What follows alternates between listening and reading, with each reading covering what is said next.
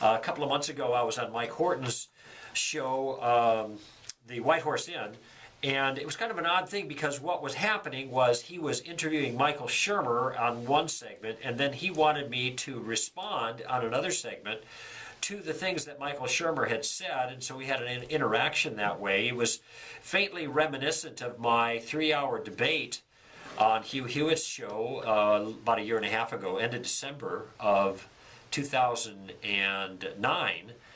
That is, I think that's still available. But I had a long debate with Michael Shermer, and it was an interesting conversation. I've had Michael Shermer, by the way, is the publisher of Skeptic Magazine, probably the best known American atheist right now, and he's written quite a few books dealing with these the issue of the existence of God and how and why we believe what we believe. So I was listening to the show, and then after the show with Michael Shermer, then I responded. Many of you who listened to Mike Horton's program and the guys at the White Horse Inn probably have already heard this broadcast. I think it's already been done. But I took a lot of notes during the interview with Michael Shermer of what Michael said. Michael Shermer said, not Michael Horton. Mike Horton just asked a lot of questions, mostly. But there was something that he said that was very similar in kind, if you will, or subject matter, whatever, to something that he said at the very end of our 3-hour national radio debate. And at that time he said something along the lines of, there are lots of people who believe something totally different than what you do with just as much conviction as you believe. Which is true, by the way. In fact, there are people maybe that have more conviction than I do, more faith, if you will. And I think of certain Muslims or religious people of all stripes. And I think he was speaking of Muslims at the time, but it's entirely true. I may even have weaker conviction than a whole host of religious folk. But notice that the nature of our conversation was about what was true. Is it true that God exists, or is it true that he does not exist? Now, and this is where I'm reminded of the statement that I make whenever I teach or give the talk, Bad Arguments Against Religion. And I state there that it is axiomatic that very intelligent people make very foolish mistakes in thinking when it comes to spiritual things. I see this all over the place. And I think that Michael Shermer is a very intelligent person. And I'm not here to try to put him down or to try to beat up on him when he's not here to defend himself. But I mean, it came up. And he's public, he does radio shows, he writes books and these kinds of things. I think it's fair to raise the issue. But you think about this. Think about what he said. Well, there are lots of people who believe totally different things than you believe, and they believe them just as strongly as you believe. Now, you just think about that statement and then ask yourself the question, what does that fact, and it is a fact, it's a fact I do not dispute, what does that fact have to do with the question of whether God exists or he doesn't exist? How does that fact weigh in on one side or the other? How is it evidence for a view? Why would an atheist say that to me?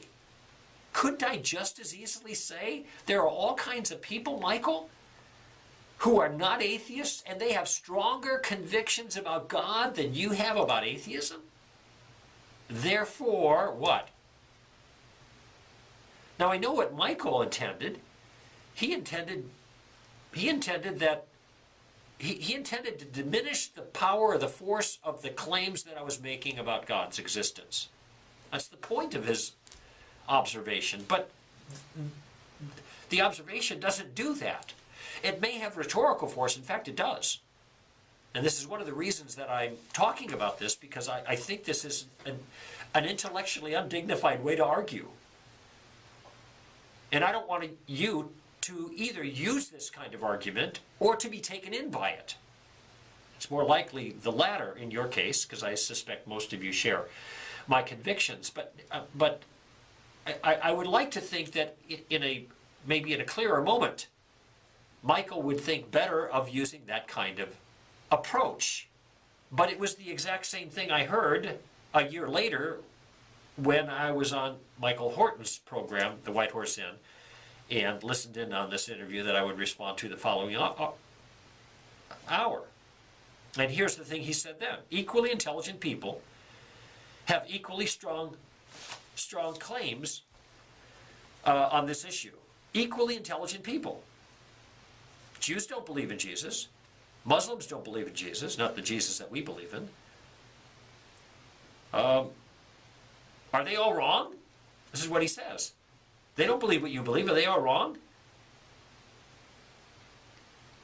I'll tell you what I think about this question that he raised. I think that it's a standard question in his arsenal, and he repeats it everywhere he goes. He did it a year and a half ago with me. He did it in this interview with Michael Horton. And again, I'm not trying to pick on Michael Sherwer. I'm just trying to get you to look at when the pressure's not on either of us. We're not under the gun, as it were. We're not in a crossfire. I just want you to think about that response. And if you're not a theist, and many atheists listen to this show, I'm glad that you do. I hope you see that this is not a helpful reflection. And if you offer it kind of as a knee-jerk response just to fill the noise of the moment to get people off your back, don't you at least be taken in by it, even if it stonewalls the Christian or the theist you're talking to. Don't you be taken in by this. Because Michael Shermer thinks that God doesn't exist. And so I could say, look, at equally intelligent people, Michael, believe that he does. They disagree with your claims. Are you saying they're all wrong? Well, the answer to that is yes. That's exactly what he's saying. And that's exactly what he should be saying if he's an atheist, or whatever view it is that he holds. If he thinks he's right, then other people who think opposite must be wrong. That's the way clear thinking works. So why should somebody be faulted for that in a conversation about these issues? This doesn't advance the conversation. It doesn't move it forward. It doesn't help anything. Equally intelligent people. All right, so what? We don't look at the people in these things. We're supposed to be looking at the arguments. We don't look at the strength of their convictions. We don't look at the power of their faith. We don't look how hard they pound the table or what sacrifices they're willing to make for the things they believe. We look at the ideas and see if the ideas have merit, regardless of how strongly people hold them or not. This is an example of the genetic fallacy. That is, that you fault an idea based on its genesis, the source from which it comes. It's just bad thinking. It's an informal fallacy. And it just mystifies me why people would fall for that. Or use it, I guess, is what really mystifies me. Someone who ought to know better. And one of his parting comments was, Muslims and Jews will look at the same data and say they don't believe it. Well, again, I don't know why that's relevant.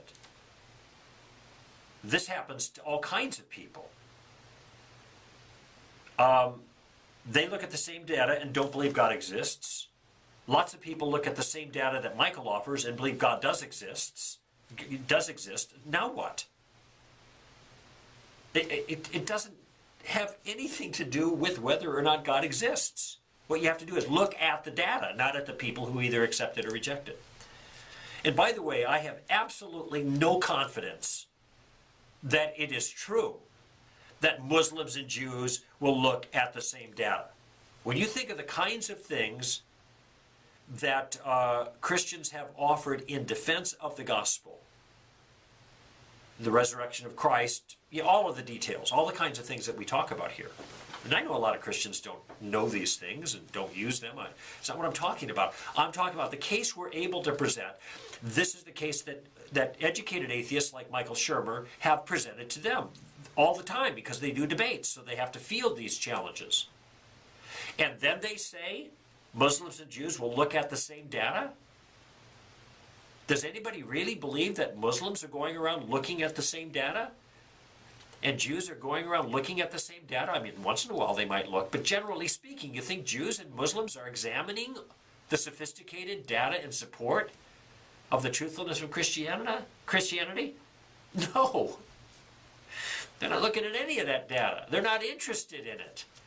They're in their own thing. They're dismissive of it. They have their own commitments and their own convictions. I understand that. Michael wants to make it sound like everybody's looked at all the facts, and when they look at all the facts, then they all come to different conclusions. Therefore, there's nothing compelling about the facts themselves. That's the way it's offered. But I have no good reason to believe that all of these folks and all these religious traditions are looking at all of the same data and then coming to all their disparate conclusions. No, and Michael knows this because he wrote a book about it. Why people believe the things that they believe, it's because they believe what they believe because of what they're raised in. Indeed, that was the issue that came up in that interview, now that I think about it. There are socializing influences that are deeply influence the way people believe about things. I admit that entirely. I don't think it's ultimate. I think you can get outside of your social influences. Michael doesn't seem to think most people are able to do that, apparently, but he did. A whole host of other people did. Anybody who is believing differently now as an adult than they were raised did. Doesn't mean they're right now and wrong then or vice versa. It just means that the socializing influences are not ultimate. It is possible to rise above it and then assess the evidence on one's own and make one's own decision about it. So one has reasons personally for having convictions. They are not just socialized to views. But I do agree that most people are socialized. Most Muslims, most Jews are deeply socialized to believe what they believe. They do not believe what they believe because they've done a close analysis of the claims of Jesus of Nazareth from the primary source historical documentation. It's true of Christians too, which simply underscores my point that you can't look at the people, you can't look at their motives, you can't look at the circumstances which form those beliefs, you can't look at their cultures. You can't look at the strength of their conviction or the power of their or the deep depth of their faith. That may be interesting if you're an anthropologist or a sociologist, but it has no bearing on the broader question of which religious claim is true. That must be determined on different separate grounds, and those grounds have to do with the belief itself, not anything to do with the believer. Well, okay, let's go to the calls. Shall we take a break?